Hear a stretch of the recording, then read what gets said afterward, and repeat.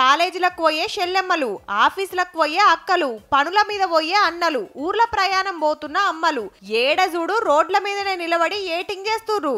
ఆటోల కోసం కాదుల్లో, బస్సుల కోసమే. వీళ్ళు నిలబడ్డ తావులన్నీ బస్ స్టాప్లే, కానీ ఒక్కతాన సుత బస్సు షెల్టర్లు లేవు.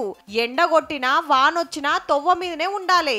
ఒకళ్ళ బస్సు ఆల్చమైతే నిలబడి నిలబడి కాళ్ళు గుంజుతాయి. ఎంతసేపు ఇట్లా ఉంటామనుకుంటే పక్క పొంటి పోయి ఫుట్పాత్ మీదనో షెట్ల కిందనో ఊకోవాలి. బస్సు రాగానే ఉరికి పోయి ఎక్కాలి. ఇటు కాజిపేట నుంచి మొదలు పెడితే హన్మకొండ, వరంగల్ దాకా ఏడ చూసినా ఇట్లనే ఉన్నది కథ. ఆడాడ బస్ షెల్టర్లు ఉన్నాయి గాని కూకుంటానికి తావుండది, రేకులు వలిగిపోయి ఉంటాయి. బస్సు ఆగాల్సిన చోట బస్ స్టాపులు లేవు, బస్సు ఆగని చోట మాత్రము బస్ స్టాపులను కట్టి నిరుపయోగంగా ఉన్న పరిస్థితి కనబడతా ఉంది.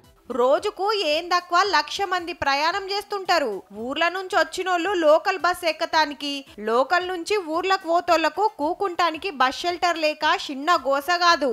బ్యాగులు కవర్లు చేతుల పట్టుకొని అట్లనే నిలబడాలి బస్ వచ్చేదాకా.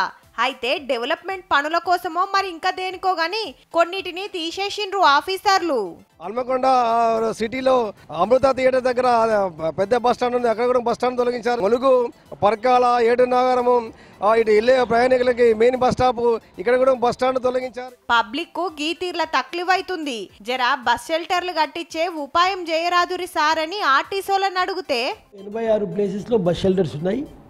మిగతా ఒక 40 ప్లేసెస్లో కూడా మేము ఆల్రెడీ జీడబ్ల్యూఎంసీకి చెప్పడం జరిగింది. గృహస్థులు కావచ్చు, ఇంటి వాళ్ళు కావచ్చు, ఇలాంటి షాప్ ఓనర్స్ వాళ్ళు కొద్దిగా ఇబ్బంది పెడతా ఉన్నారు. మా బస్ స్టాప్ ముందు మా షాప్ ముందు ఎందుకు పెడతారని చెప్పేసి. అగనట దుక్నాలు ఇండ్ల ముంగట కట్టొద్దని లొల్లి చేస్తుర్రట. అయినా ఆడాడ కడుతున్నాం, ఇంకా సుతం మున్సిపాలిటీలతోని కలెక్టర్ తోని మాట్లాడి కట్టిస్తామంటున్నారు. అసలే ఆనకాలం, రోడ్ల మీద నిలబడాలంటే ఏడనైనా మస్తు తిప్పలైతది. వరంగల్ కాకుండా కడమ జిల్లాల సుత ఈసొంటి తిప్పలు రాకుండా జర బస్ షెల్టర్లు కట్టియురు సార్లు. నిలబడి నిలబడి ఆస్ట కొంటున్నారు పబ్లిక్.